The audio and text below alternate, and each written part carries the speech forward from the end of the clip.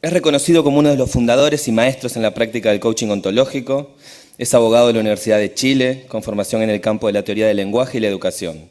Autor de reconocidos libros como Ritual del Coaching y del Conocimiento a la Sabiduría. Fundador y presidente de Newfield Network, escuela líder en el mundo de coaches ontológicos con presencia en Estados Unidos, América Latina y Europa. De igual forma, ha trabajado directamente con más de 60.000 personas en estos últimos 25 años. Estoy hablando de Julio Olaya, es un placer introducirlos a ustedes. Bien, primero que nada, muchas gracias. Gracias, Rafael, por tus palabras. Gracias, Alejandro, por tu tarea. Gracias, Daniel.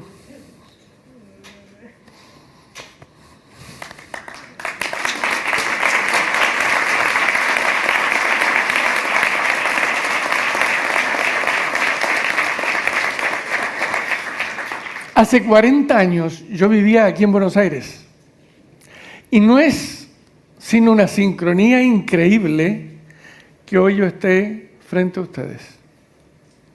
Esto, quiero decirlo, en mis casi 40 años de coach, quiero decirlo, las sincronías en la vida hablan fuerte y claro.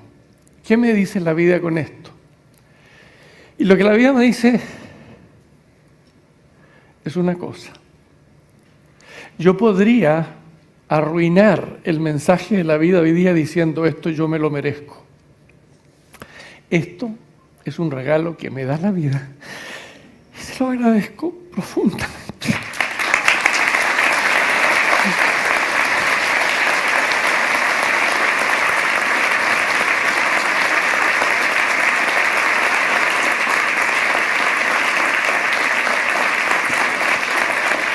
Quiero decirles que yo llegué a Buenos Aires exiliado.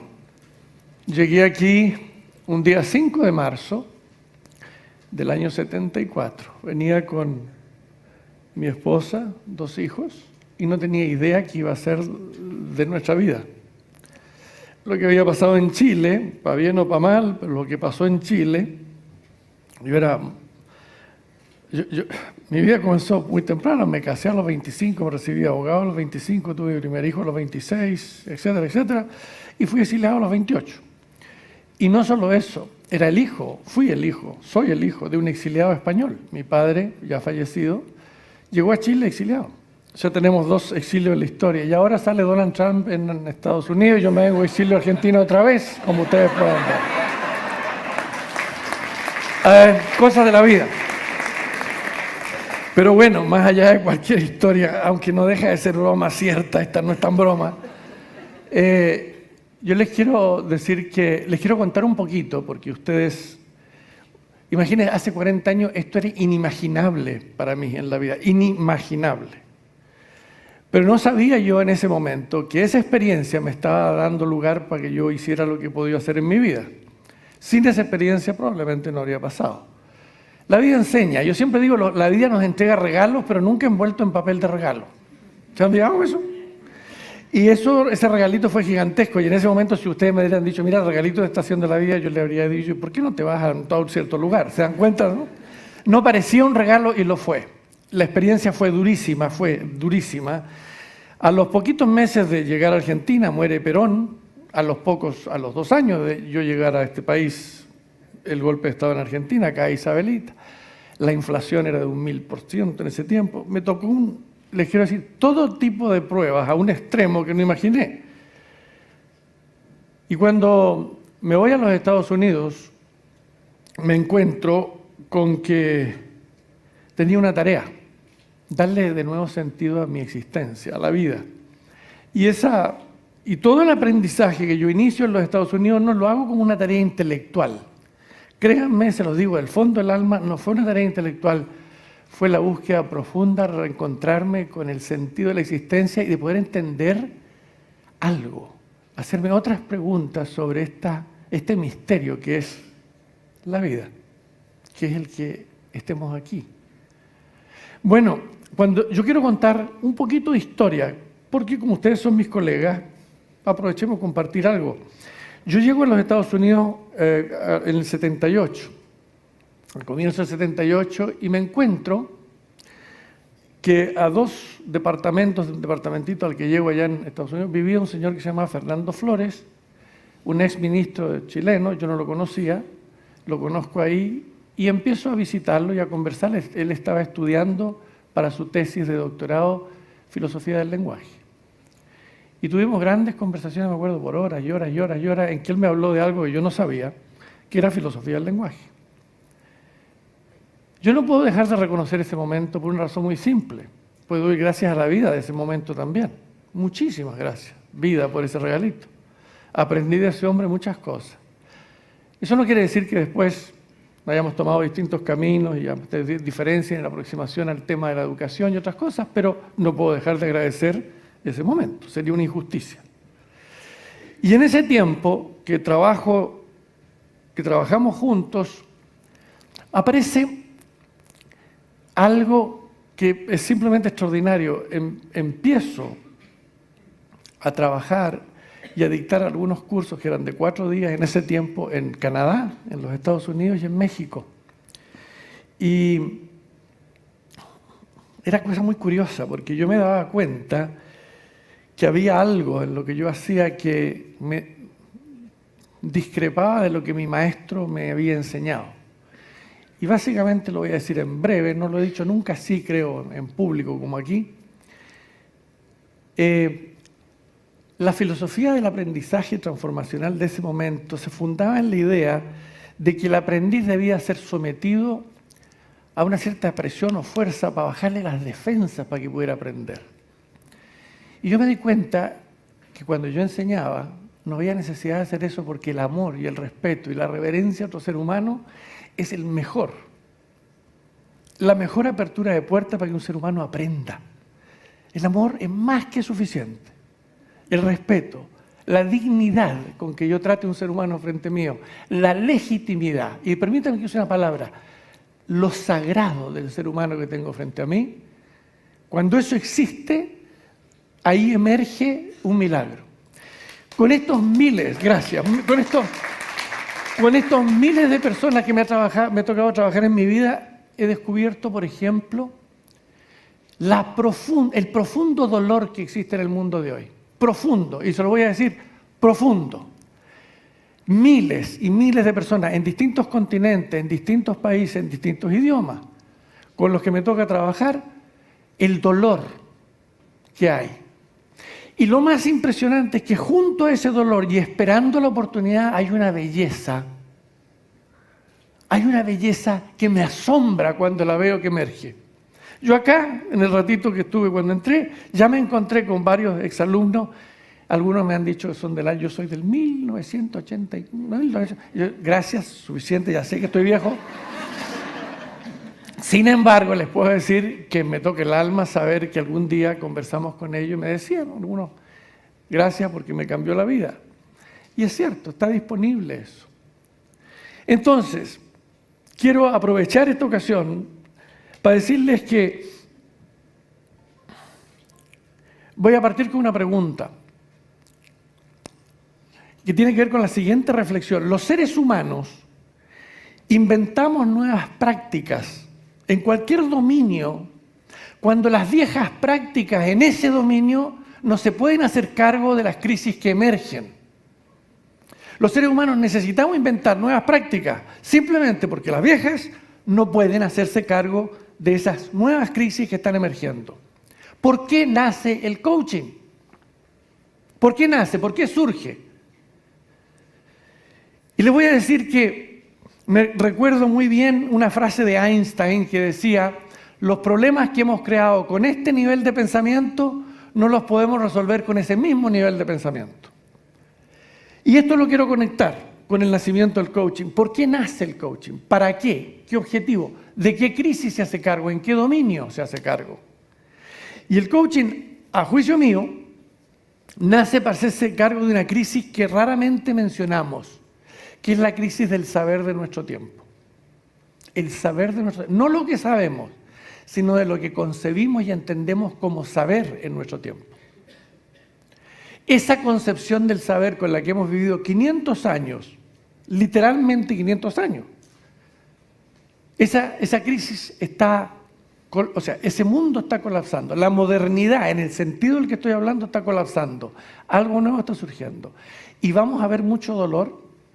Yo creo que lo que está pasando en Estados Unidos es parte de eso.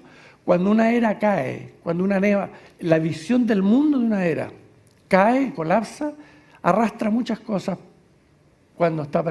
porque está apareciendo esta nueva mirada. Y el coaching tiene que ver con eso. No somos los únicos en eso, pero tiene que ver.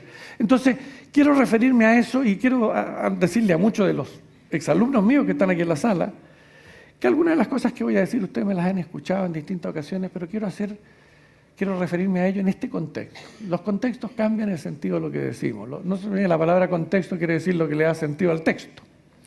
Así que en este contexto quiero hablar un poquito de eso, conectarlo con la historia y con el fundamento, el surgimiento de lo que llamamos coaching. Voy a partir por esto. Yo recuerdo una anécdota. Yo estaba un día, esto fue comienzos del año 85, si no me equivoco, sí. Y fue en la ciudad de Tucson, en Arizona. Yo estaba dando una conferencia de 4 días y tuve una interacción con una mujer que se levantó en la sala y conversamos. Y esa señora se sentó y otra mujer levanta la mano y me dice, Julio, ¿me podrías hacer coaching como le que hiciste a esa señora? Coaching, dije yo. Y ella nunca, probablemente la palabra se había empleado en 1000 ocasiones antes, pero nunca me la había hecho en ese contexto. Y se me quedó esta cosa de coaching. Y miren lo que ha pasado en 20, 40 años. Ahora hablamos de coaching por todos lados. El coaching estaba reservado para el deporte. Y la palabra literalmente se traduce como entrenamiento. Y nosotros no somos entrenadores. Resignificamos la palabrita.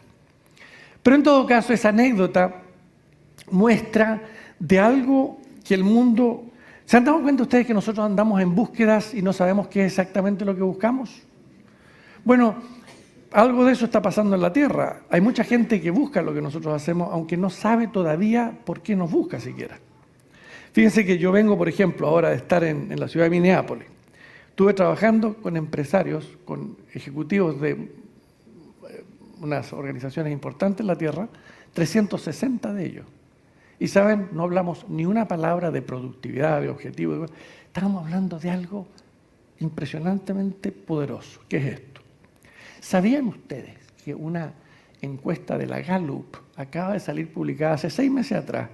Muestra, por ejemplo, que en las organizaciones de 160 países, organizaciones laborales, 160 países, la gente entrevistada dice, el 80% de ellos que si pudieran cambiar de trabajo, cambiarían felices a otro lugar. ¿Y saben que el 30% de la gente entrevistada tiene una actitud antagónica hacia la empresa en la que trabajan? Interesante, interesante, interesante. Esos ejecutivos por primera vez están dándose cuenta que no podemos seguir el ritmo, el modo con que estamos mirando y entendiendo las organizaciones. Algo tiene que cambiar. Y eso está pasando en la organización y está pasando en todos los frentes. Yo quiero leerles algo para que ustedes se den cuenta a lo que me estoy refiriendo, mirado en el siguiente espacio. Miren, hay una frase de un premio Nobel de Economía, Milton Friedman. Escuchen lo que dice este señor y vean lo que dice la encuesta Gallup y vean si hay alguna conexión. Friedman dice lo siguiente. Dice, la pregunta es la siguiente. Las corporaciones, los ejecutivos de las corporaciones, dado, esto debe ser porque me están diciendo, sí, está muy bueno, está muy bueno, está muy bueno. Es una buena interpretación, por lo menos. Pero como me molesta mucho la vista, me voy a poner por acá. Miren, y dice Friedman lo siguiente. Dice él, los ejecutivos de las organizaciones del mundo, entendiendo que estén dentro de la ley, ¿tienen alguna otra responsabilidad que no sea la de hacer más rico a sus accionistas? La respuesta, dice Friedman, premio Nobel de Literatura, es no, no tienen ninguna otra responsabilidad más que enriquecer a los accionistas. Eso, señores, por eso, entre otras cosas, nace el coaching, porque esto no tiene sentido en la vida de los seres humanos. Si el trabajo humano es solo para enriquecer a no sé quiénes y está ajeno a la felicidad, al espíritu, al mundo, a los sueños, entonces ¿para qué demonios sabemos nada? Y esto, esa frase tan sencilla, tan simple, a mí me indica algo que veo que está pasando en muchos lugares, que es que estamos siendo llamados, los coaches del mundo, a hablar en espacios que hasta hace 5 años atrás ni siquiera nos llamaban, porque si decíamos palabras como espíritu o emoción, nos decían muchas gracias, señora, ha sido un placer conocerlo, ahí está la puerta, váyase nomás. Bueno, hoy día algo está cambiando. Entonces, quiero plantearles desde otro lado, ahora que las luces han dejado de esto, quiero plantearles otras cositas más. Miren, piensen esto. Quiero traer la historia de estos últimos 500 años en una síntesis brutal que voy a hacer, y permítanme que lo hagan en una forma muy sintética. Pero hace el año 1500, o esos años alrededor de 1500, en una generación pasaron mil cosas para la humanidad. La Edad Media europea sabía, pero el saber de ese tiempo no tenía nada que ver con el saber de nuestra época. No lo que sabíamos, sino el concepto de lo que era saber. Por ejemplo, en la Edad Media, saber estaba conectado con la virtud. Y se aprendía y se sabía con qué objetivo: tener una vida virtuosa para ganar el cielo después de la muerte. Nada que ver con... Hoy día yo no voy al colegio para ganarme el cielo, se los aseguro que no es lo que mandamos a los niños al colegio. No estamos en esa. No estoy diciendo peor o mejor, no estamos en esa. Fíjense otra cosa, había una clase, la clase escolástica, que era la que tenía el saber. Y el saber, para hacer una síntesis, tenía que ver con esto.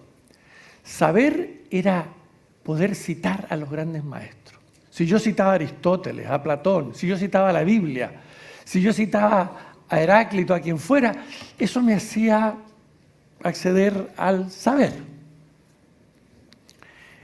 Pero pasan, esos años fueron increíbles. Colón hace lo que hace. Hernando de Magallanes hace lo que hace. Vasco de Gama da una vuelta. La idea del planeta nos empieza a colapsar. Y pasan otras cosas. Aparece un señor, aparte que Miguel Ángel y Rafael y estos señores hacen cosas increíbles, pero aparte de todo eso, aparece un señor que se llama Copérnico. Y Copérnico dice algo extraordinario, dice: ¿sabían ustedes que el planeta es redondito? Déjate bromear. No solo es redondito, ¿sabían que se mueve? Ahí ya la gente, la risa, si se moviera se cae todo, déjate historia. Bueno, no. ¿Y sabían ustedes que el sol no anda alrededor nuestro? Somos nosotros los que vamos. Ahí el tipo ya estaba loco porque estaba contradiciendo lo que veo. Si al sol lo veo salir y lo veo esconderse, déjate broma. Entonces, amigos míos, quiero decirles que el colapso que eso produce en la conciencia humana es tan grande que en esta época es inimaginable. Colapsó toda una forma de entendimiento de la existencia. Además, algo más que Copérnico dice, ¿saben lo que dice? Amigos, no somos el centro del universo. Y ahí se dan vuelta a todo y le dice: espera un poquito, si somos los hijos de Dios, por supuesto que estamos en el centro del universo. ¿Cómo vienes a decirnos una cosa distinta? Lo siento, y él lo dice desde un mundo muy espiritual, que después fue negado. Pero él dice, la creación tiene una belleza distinta a la que nosotros hemos imaginado hasta ahora, y hace una serie de argumentos. Pero bien, no solo pasa eso, ocurre la Reforma. O sea, colapsa la estructura de la iglesia de la época. Pasan en poquito, literalmente dentro de una generación, cosas que remecen el alma, la conciencia, la concepción de la existencia de la humanidad, por lo menos de la Edad Media europea, por ahora vamos a hablar ahí. ¿Y saben lo que ocurre? Aparece una serie de personajes que en ese tiempo se llaman los empiricistas, porque hacen una pregunta. Mira, dado lo que está diciendo Copérnico y todas estas cosas que estamos hablando, ¿por qué no empezamos a probar lo que dicen los maestros? Imagínense la preguntita. Probarlo. Esa pregunta para nosotros es como obvio, era insólita, impensable en esa época. ¿Cómo que vas a probar lo que dicen? Los maestros lo dijeron y así es. Les voy a contar una anécdota, por lo menos la estudié, apareció por ahí, se las cuento. ¿Sabían ustedes que Aristóteles dijo que las mujeres tenían menos dientes que los hombres? ¿Sí? ¿Y sabían ustedes, señoras y señoritas de la sala, que por 2000 años tuvieron menos dientes que nosotros?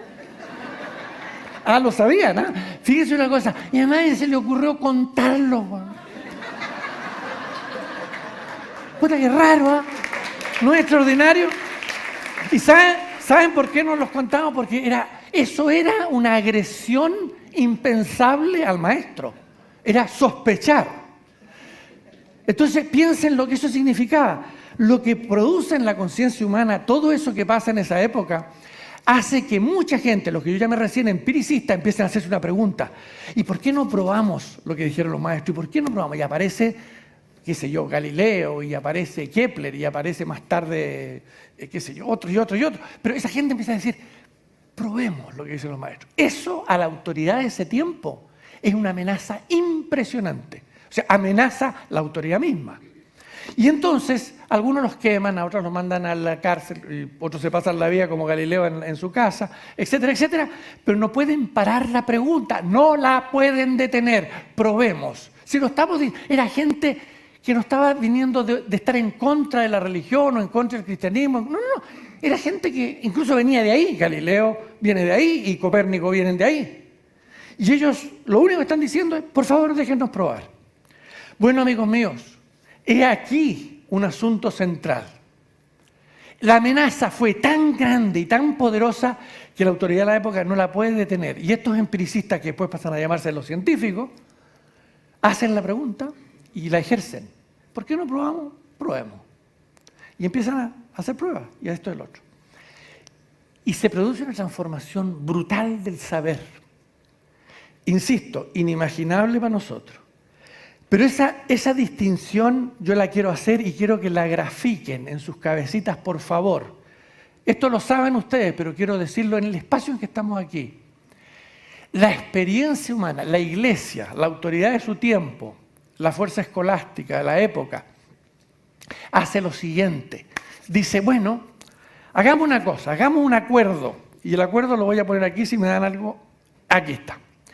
El acuerdo que se hace en esa época, entre la autoridad de la época y esta gente, los empiricistas que van a llamarse los científicos, es el siguiente: se divide la experiencia humana, se divide el saber humano, está en el sentido común de todos los que estamos en esta sala. Para nosotros no es el resultado de un acuerdo, de una época, no, es como son las cosas. La división es tan brutal, es tan profunda, está en el sentido, insisto, de la crisis de nuestra era, y es como ustedes bien saben, no voy a decir ninguna novedad, pero quiero expresarlo aquí, dividimos la experiencia y el saber humano en exterior y en interior.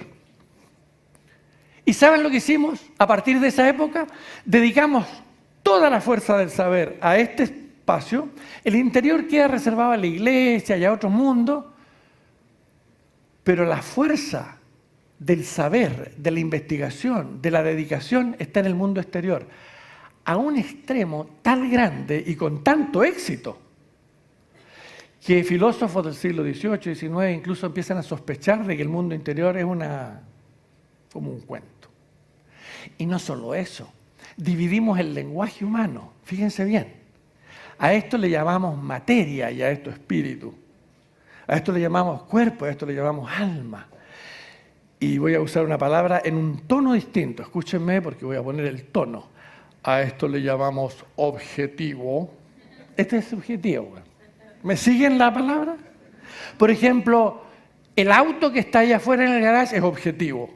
El amor que siento por mi mujer y mis hijos, eso es subjetivo. No me comprenderá. Para decirlo así. Bueno, esta crisis, esta división es tan brutal que hemos descuidado por 500 años el alma humana. No está en nuestra fuerza fundamental del saber. No está en el centro de nuestra educación. Ustedes sabían, por ejemplo, que hoy día las becas de investigación se otorgan en la Tierra, el 99% están dedicadas a proyectos de investigación de tecnología, bla, bla, o sea, del lado exterior. Y saben, lo sabemos todos, en el dolor que tenemos en el almita, porque aprendemos tanto, sabemos tanto. Por ejemplo, sacamos un telefonito y le llamo a mi mamá que está en no sé qué otro país y hablo con ella. Eso era impensable. Solo que la calidad de la conversación con mi madre no ha cambiado un ápice. Solo que es más rápida nomás. Piénsenlo bien. Eso ha significado para la Tierra. Y escúcheme bien, yo no estoy desmereciendo el poder de lo que aprendimos en este lado. No merezco eso. Solo que el desequilibrio hoy día ya no es tolerable. Y le voy a decir en estas palabras, el coaching nace, es una interpretación mía, la he compartido con miles de seres humanos, buscando que otra vez integremos la experiencia humana. Que el saber humano incluya todo el ser humano, no una parte de la experiencia humana.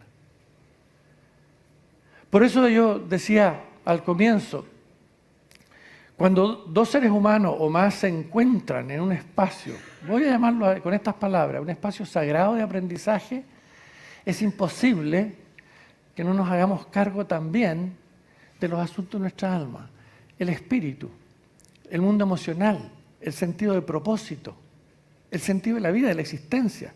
Una de las cosas más notables en cada coaching que me toca hacer en la vida es darme cuenta que la persona que tengo al frente tiene ajeno, no por voluntad, mala voluntad, no, para nada, pero tiene ajeno un mundo que no está disponible en la interpretación del aprendizaje en el que esa persona vive, que es ese mundo que nosotros soñamos con enriquecer. Por ejemplo, piensen ustedes, por favor piensen por un ratito, como una emoción, como la gratitud. Escuchen la palabra gratitud, o sea, lo gratis. Es una emoción revolucionaria, absolutamente revolucionaria. ¿Saben ustedes? Yo les decía al comienzo, este momento que estamos viviendo, piénsenlo de dos lugares, un evento que nos vamos a encontrar, no sé qué, o vamos a practicar aquí, en este instante, no más rato ni nada, en este. La profunda gratitud de que hemos encontrado en la vida un camino para servir a otros seres humanos. El coaching no nace para mi mera transformación personal, porque en ese caso sería un hermoso camino hacia el narcisismo. El coaching nace para servir a otros seres humanos. Porque el servir a otros seres humanos, a otro ser humano, lo decía alguien en una expresión muy linda en inglés. Cuando yo sirvo, lo decían, y Mandela lo decía en una palabra muy linda el otro día, ¿cómo era que lo decía mientras le leía su biografía? Mandela decía que solo podemos mantener aquello que damos. Solo nos enriquece aquello que damos. Por eso cuando ustedes ejercen como coaches, se les llena el alma a ustedes, más allá de que se la llenen al que están enseñando. El ser humano, en esta concepción de acá, se entiende como separado, el yo del tú. Yo les quiero decir una cosa, no hay tú sin yo, no existe tal cosa. Los seres humanos danzamos, nos constituimos en conversaciones, nos constituimos en la danza de la vida. Yo tengo la fortuna, y le doy nuevamente gracias a la vida, de estar y conectarme con tanta gente. Cada persona con la que yo he trabajado en mi vida ha enriquecido mi alma, la mía.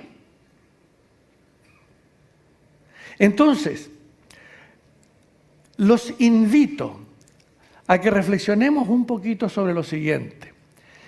¿Qué tipo de saber desarrollamos nosotros cuando nos metimos en el mundo exterior casi exclusivamente? Desarrollamos, lo voy a hablar en las palabras de la filosofía, una epistemología que se funda en lo material. El materialismo es esencial en esta. Segundo, el reduccionismo, es decir, todo para entenderlo lo separamos. Queremos entendernos a nosotros mismos separándonos de otros. Nos separamos de la naturaleza. Y el positivismo, solo existe lo que los sentidos perciben, ya sea directamente o a través de algún instrumento. Y el objetivo del saber es predecir y controlar. Los filósofos del siglo XIX y del siglo XX hablaban de que el hombre un día, el ser humano un día va a controlar la naturaleza. Bendito sea el control que estamos haciendo a la naturaleza. Echen una miradita, por favor. Echen una miradita, por favor. ¿Se han dado cuenta las crisis que tenemos? Que si no cambia nuestra forma de mirar, vamos a seguir haciendo más de lo mismo. Yo les decía a esos ejecutivos el otro día, ¿ustedes saben el descontento que hay en sus organizaciones? Bueno, y si saben, entonces ¿por qué no lo cambiamos? Y todos se quedan perplejos, ¿por qué no lo cambiamos? ¿Por qué? ¿Pero por qué no? ¿Se han dado cuenta ustedes que tenemos problemas ecológicos gigantescos, que la pérdida de la biodiversidad en la Tierra es a un paso agigantado, que día por día miles, escúchenme ustedes, a diario decenas de especies desaparecen de la Tierra? Sabemos que eso está pasando. ¿Por qué no lo detenemos? Tenemos recursos. ¿Saben por qué no lo detenemos? Porque no vemos algo. Porque hay algo que no está en la vista nuestra. Por lo tanto, no podemos actuar sobre eso. Si no cambia, usando las palabras del coach, el observador que somos, vamos a seguir produciendo los mismos resultados con acciones mayormente diferentes o no, pero vamos a seguir produciendo más de lo mismo. Algo tiene que cambiar, fundamentalmente aquí, y en eso estamos al servicio de eso los coaches, para que nuestras acciones en el mundo empiecen a producir resultados diferentes. Y lo vamos a hacer porque despertamos a tiempo o porque vamos a estar obligados por las circunstancias, y espero que sea la primera y no la segunda. Bueno, este fenómeno, este extraordinario fenómeno que está teniendo lugar en la Tierra, que nos damos cuenta que, por ejemplo, en el mundo interior, todo el espacio espiritual, todo el espacio emocional, todo el espacio valórico, todo el espacio del propósito y el sentido, piensa en algo que pasa en esa época del 1500 y eso es el siglo de ahí para adelante, es lo siguiente: empezamos a mirar el universo y lo empezamos a entender desprovisto de sentido, de conciencia, de propósito. Es una máquina, es una cantidad de materia que anda dando vuelta, sin propósito, sin sentido, basado en las leyes de la física. Y cuando el mundo ese le quitamos su alma, se la quitamos al alma propia. No hay cosmos de un tipo distinto al cosmos interior. Ese empobrecimiento del cosmos que hicimos en esa época se transforma en un empobrecimiento del cosmos interior nuestro. Sí tenemos un gran poder y por otro lado no tenemos ninguno. ¿Saben cómo se defiende la coherencia de un discurso en la historia? Ridiculizando cualquier intento de una mirada distinta fuera de ese discurso. Por ejemplo, en Estados Unidos está lleno de frases como esta. Cuando yo entraba a las organizaciones o en algún lugar y hablaba del tema emocional, por ejemplo, hablaba con un ejecutivo y decía, bueno, tenemos problemas de resentimiento en la empresa. No, para allá no. Aquí vinimos a trabajar, no a hacer psicología, pues viejo. Oye, hay problemas de desconfianza. No se habla esas cosas. O, ¿qué pasa con el espacio espiritual en que ya se me puso esotérico? Ya. ¿Me van siguiendo? Es decir, ¿qué es lo que hace una cultura, una mirada del mundo para ser coherente? No acepta ninguna mirada distinta y la ridiculiza. Yo recuerdo cuando empezamos las tareas de coaching, cuánto ridículo se hizo de nosotros. Yo recuerdo una reunión en San Francisco, en el muelle de San Francisco, el año 84, por ahí, cuando dije yo quiero llevar esto a Latinoamérica, y me dijeron, ¿quién va a ir a estas cosas? ¿Quién va a ir? Miren a nosotros. ¿Quién iba a ir? Insisto, el aprendizaje que nosotros estamos proponiendo requiere de una emoción fundamental. Varias, pero voy a hablar de una: coraje. Vamos a tener que tener el coraje de enfrentar el que nos entienda o simplemente el que nos ridiculicen. Sí, ¿y cuál es el problema? ¿Cuán glorioso y maravilloso es esto que estamos viendo en esta sala comparado con cualquier acto en que intenten ridiculizar cualquier cosa? Piénsenlo por un rato. Piensen en la belleza de una tarea como la que hemos comenzado. Piénsenlo por un ratito. Yo recuerdo, por ejemplo, yo hice una vez un programa en Malasia. Y en Malasia tenía gente de la India, de Japón, de China, de distintos lugares. Y por supuesto tuve que empezar a escuchar y aprender interpretaciones del mundo, historias que vienen de otros lugares, de otras partes. Y recuerdo muy bien que el dolor que vi en la sala es el mismo que veo en todas partes. Me contrató una vez una universidad en los Estados Unidos, en el estado de Colorado, para que hiciera un programa para gente millonaria. Escúcheme bien, millonario, no estoy contando una historia rara. ¿Saben que es el único programa en mi vida en que antes de empezar el programa tuve que firmar un acuerdo de que nunca les iba a pedir dinero ni nada a los participantes? ¿Saben ustedes que es alguno que no les pude saber el nombre, el apellido a los participantes, solo su primer nombre? Y que cuando trabajé con ellos, que fueron 7 días, vi tanto sufrimiento ahí como el que veo en cualquier parte y en muchos casos más, y ellos tenían logrado el objetivo final de la existencia, porque es tener harto. ¿Qué medimos nosotros aquí? El Producto Bruto Interno. Eso es lo que medimos.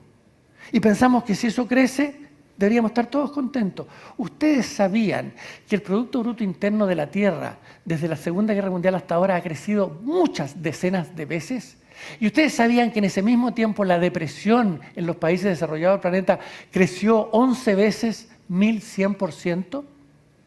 ¿Sabían ustedes que en los países desarrollados la causa de muerte entre la gente entre 13 y 25 años, largamente la más importante, es el suicidio? ¿Y sabían ustedes que en el planeta, en el mundo desarrollado, por primera vez apareció la depresión infantil? No importa, pero hemos crecido al 7%. ¿No estamos todos contentos con eso? Ustedes nos parecen muy entusiasmados. ¿Qué nos pasó? Porque en este mundo hemos constituido valores falsos para poder darle algún sentido a la existencia, y el valor más falso que hemos creado es este. El propósito de la vida es más. Y más no tiene condiciones de satisfacción. No los contiene. Más, a donde tú llegues, es menos de lo que podría ser. La desesperanza que yo veo en tanta gente. Hace no sé ya cuánto, digo otro día por decir, pero años atrás, en Perú, un empresario peruano, muy, muy, muy rico, un hombre muy importante en Perú, de mucho dinero, estaba en el programa, levanta su mano, tercer día, una cosa así, y dice: Julio, yo quiero hablar, hacia adelante. Dice: mira, ¿sabes tú que yo lo tengo todo? A mí me prometieron que si yo tenía todo esto, yo iba a ser feliz. Tengo todo eso y lo único que no tengo es la felicidad. Hoy día ese hombre, recibí un mensaje de él el día antes de llegar aquí a Argentina, me escribe: creó una fundación para niños que nacen con discapacidad y está trabajando, está aprendiendo música, está haciendo una serie de cosas, y es un hombre que lo veo feliz. ¿Qué nos ha pasado en la tierra, hermanos míos? ¿Y qué nos ha pasado? No por la mala voluntad o un acto demoníaco de alguien que intentó arruinarnos la vida. No. Aquí no hay que echarle la culpa a nadie allá. Vamos a tener que mirar algo. Miren, les voy a hablar de la libertad. Cuando los seres humanos nacemos, abrimos los ojos al mundo, hay un discurso, una mirada de la existencia que nos está esperando. Querámoslo o no, nos está esperando. Y esa deriva interpretativa, ese observador en el que entramos a ser, en esa deriva cultural, ese observador que pasamos a ser, mira el mundo y dice: el mundo es así. No dice: es así como yo lo aprendí a ver. ¿Me siguen? Bueno, cuando yo entro en una deriva y soy ajeno a mirar mi deriva, no tengo libertad. Estoy condenado a seguir en esa deriva hasta el día de mi muerte. Cuando yo veo la deriva en la que vivo, solo puedo elegir entonces la posibilidad de otra. Antes no está eso. Los coaches ontológicos somos creadores de derivas. Esa es una de las partes más importantes de nuestra misión. Generamos libertad cuando nos permitimos decir por primera vez: así es como veo eso, en vez de decir: así es como es eso. Esa humildad. Ese poder de encontrarnos que nuestra mirada es una mirada, que somos co-creadores de lo que vemos, es fundamental para empezar a entender algo. Y en estos 500 años de historia hemos estado dominados, ya a nivel planetario en este momento, por una mirada, que es la que estoy hablando, que nos está creando y nos ha creado una enorme riqueza, una enorme cantidad de cosas, pero por otro lado, una sombra poderosa que ya en este instante está empezando a aparecer, a brotar y a decir: no podemos seguir por este camino. Yo viví hace unos años atrás 12 días con el pueblo Shuar en la selva amazónica, en el Ecuador. El pueblo Shuar está en contacto con los no indígenas hace 45 años aproximadamente. Yo viví 12 años con ellos, estuve en sus aldeas. Y les voy a decir una cosa, nunca imaginé que un ser humano pudiera ver la realidad tan extraordinaria y radicalmente distinta como la veo yo. Y había algo que ellos me enseñaron, algo que llevo en el alma, incrustado. Nosotros desencantamos la tierra.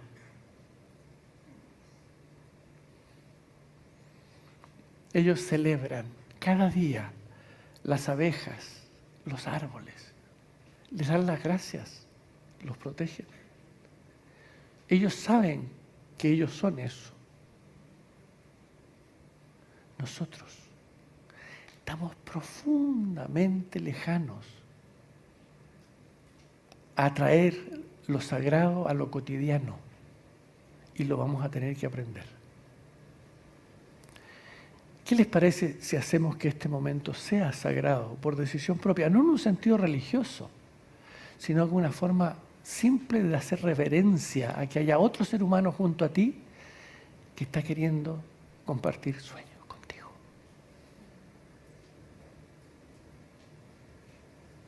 ¿Se han fijado el milagro que es la existencia? El misterio que es esto de que estemos.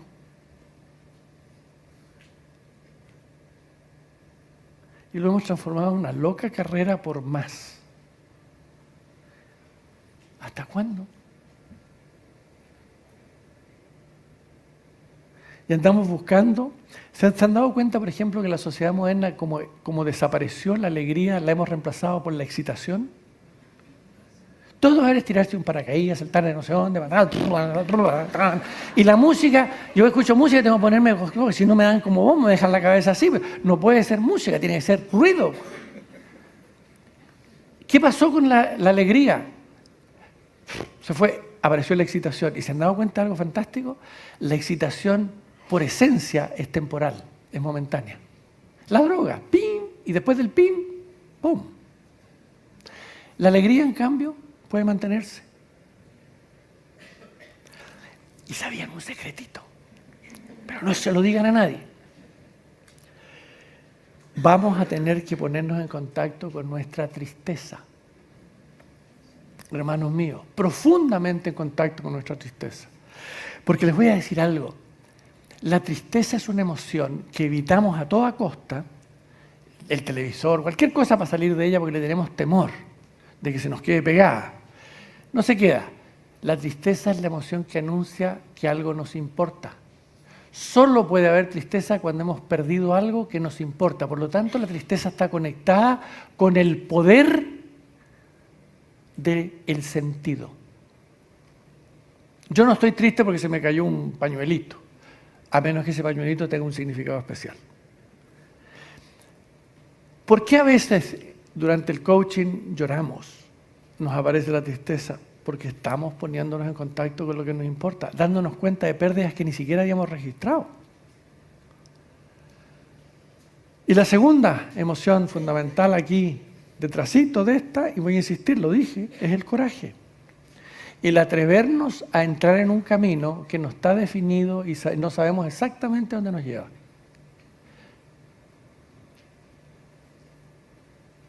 No lo sabemos.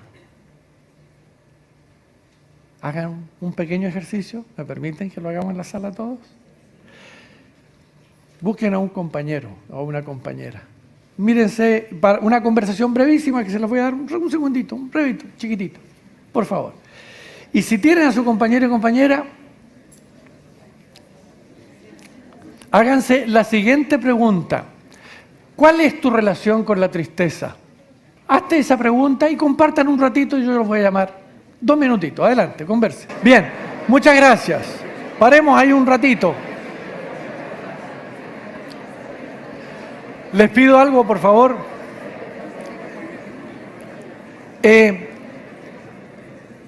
Los invito, muy brevemente, una cosita así, porque ya se me está acabando el tiempo, me avisan aquí, pero quisiera, ¿hay alguien que diga, yo quiero decir esto en este espacio, respecto de haber hecho esta conversación? ¿Hay alguien que diga, yo quiero decir esto, aquí en esta sala? ¿Hay alguien que quiera referirse a su experiencia? ¿Qué te pasó mirando esto? ¿Qué te ocurrió? Están aquí, tú, por favor. No te sé el nombre, perdóname. Y te pido algo, cuando respondas ponte de pie para que te veamos todos. Sí. Voy a hablar en español en honor a los dueños de la casa. Sí, me di cuenta que a mí me encanta la tristeza cuando llego en ella, pero el día a día siento que la rutina me olvido, como que me voy en automático y me da tristeza pensar en eso. Tengo sueños muy grandes, estar acá hace parte de eso y no sé, vamos a ver qué la tristeza me cuenta. Gracias. Muchísimas gracias, muchísimas gracias. Es curioso que eso a ti dices, ahora lo pienso y me da tristeza. Es decir, hay una pérdida por ahí, de cualquier manera, pero insisto, escucharlo como anuncio. ¿Ah? ¿Había alguien más que levantó la mano un poquito más atrás? Tú sí, ahí derechito aquí, no sé, no sé. Fíjate a ti, tú, ponte de pie, por favor. Sí, gracias. Gracias. ¿Qué tal? Dime.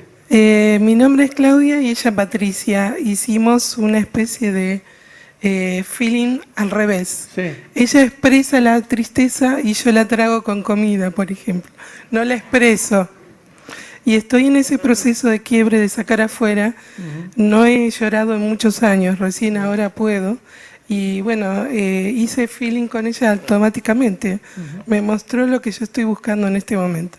Ahora, ahí te das cuenta que pasa una cosa muy interesante. Cuando nos escuchamos, es imposible que lo que dice el otro no sea una revelación de quién soy yo y no me constituya, como ha pasado entre ustedes dos.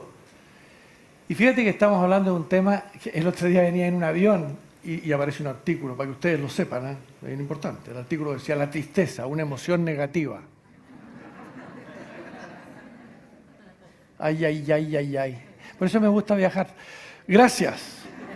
Muchas gracias. Piensen un poquito. Y hay otra emoción que está ahí, detrásito y esperando. Y es la del coraje. El camino que hemos elegido, hermanos míos, requiere de nuestro coraje. Se los digo de corazón. Porque sin él, la coherencia, la brutalidad, la coherencia del mundo alrededor nuestro nos empuja en el sentido distinto. Es más, insisto, nos ridiculiza en muchos casos. Por eso que es tan importante otra cosa que es propia del coaching ontológico. No es una tarea de un aprendizaje solitario. Tenemos que generar espacios colectivos de aprendizaje en que nos apoyemos y nos encontremos. Y en ese apoyarnos y encontrarnos, hagamos crecer un saber que, insisto, recién comienza. ¿Saben? La última cosa que se me ocurriría a ustedes es decirle: mira, nosotros ya lo tenemos claro, así que echémosle para adelante. Un aprendiz de esta época necesita dar lugar a algo que también es importante y no lo he hablado, que es esto: suelten esa idea de querer tenerlo todo claro todo el tiempo, por favor. Porque si están en esa, no se metan en esta sala, váyanse a otra parte. Nadie aquí ha dicho, ha comunicado: señores, lo tenemos todo tan claro que aquí está la huella. Esa sería una barbaridad en un tiempo tan demandante como el que estamos viviendo.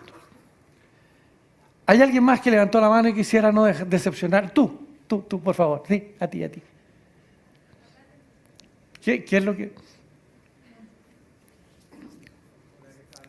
Dime. Hola, Sí. Ahí está, ¿cómo le va? Dime. Trabajando esto de la tristeza y casualmente escuchando todo lo que estaba conversando, a mí lo que me tiene triste, y lo estaba hablando con Sol, Sí. es lo mismo de lo que está hablando, que es que en esta cultura de hoy se percibe mucho la falta de heroísmo, de valor, como justamente en este momento estoy trabajando mucho el tema de los héroes que han tenido todas las culturas, y la nuestra como que lo ha matado al héroe. Queremos tener el camino totalmente claro, queremos saber qué vamos a aprender, que es una locura porque no sabemos lo que vamos a aprender si todavía no lo aprendimos.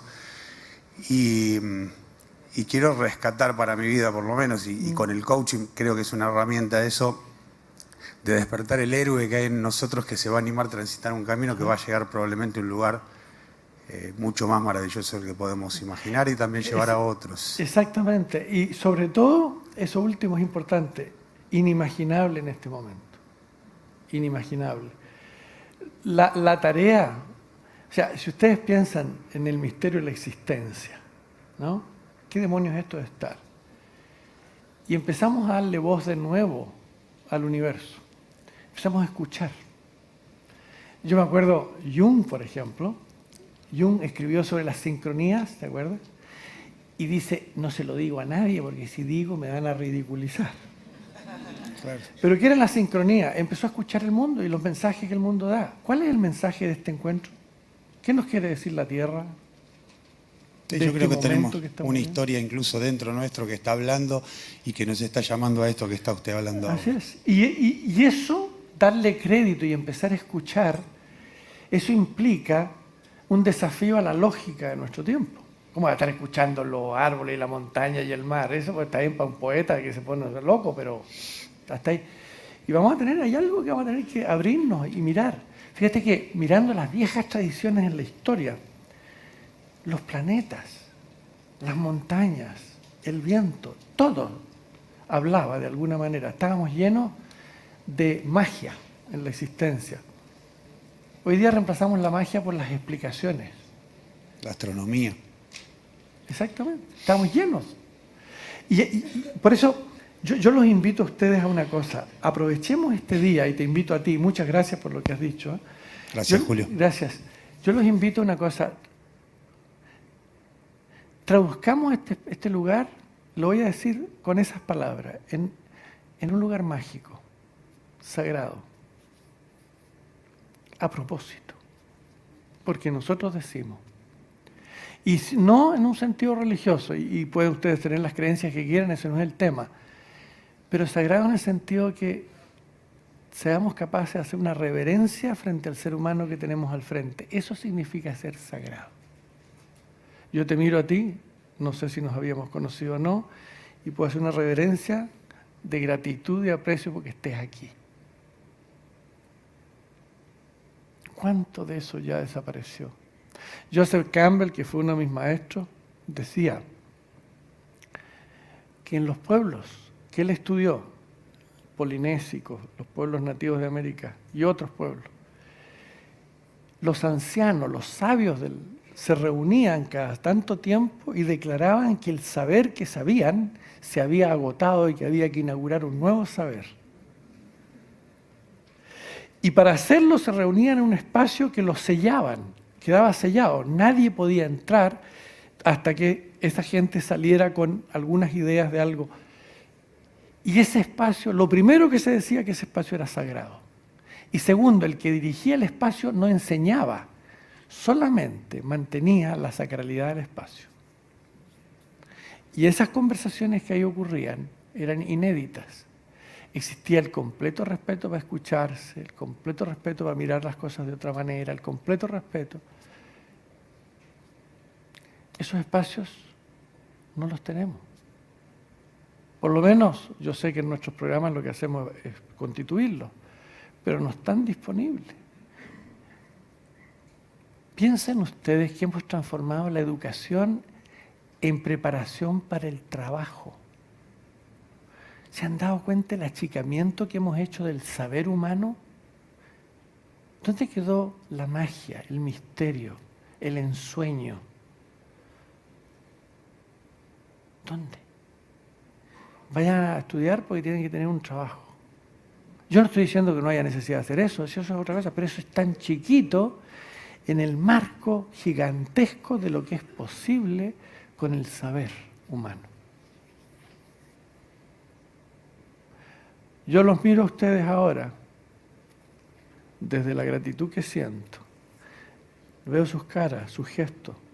Ustedes saben que yo lo que estoy diciendo tiene que ver con tu carita, que no está desprendida una cosa de la otra.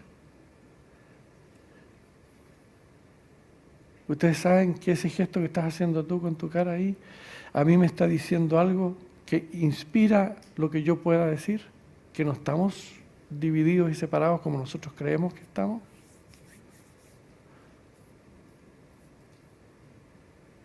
Declaremos, amigos míos, esa es mi invitación, que hagamos esto no una conferencia oficial de una institución, declaremos un espacio sacro.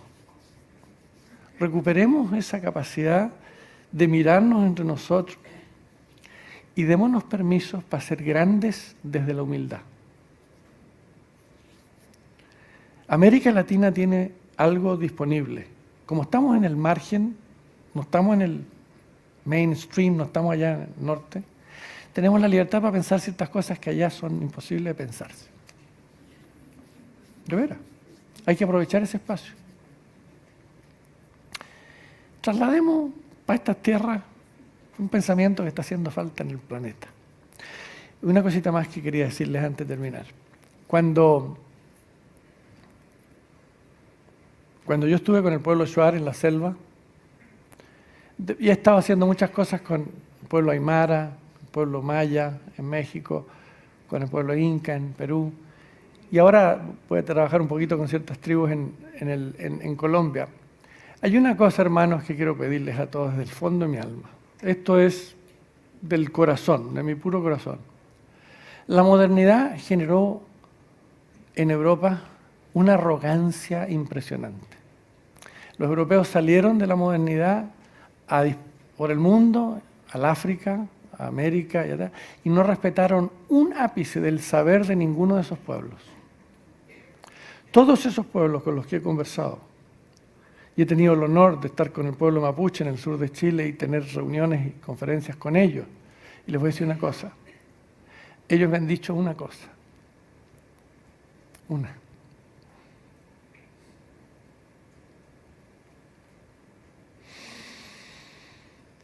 me decían, hacía mucho tiempo que no nos sentíamos escuchados. Y me pusieron un nombre. Me dijeron, tú eres el que viaja aprendiendo y enseñando. Y yo les quiero decir que nosotros como civilización le vamos a tener que pedir disculpas a esos pueblos. Se las estamos debiendo hace mucho rato.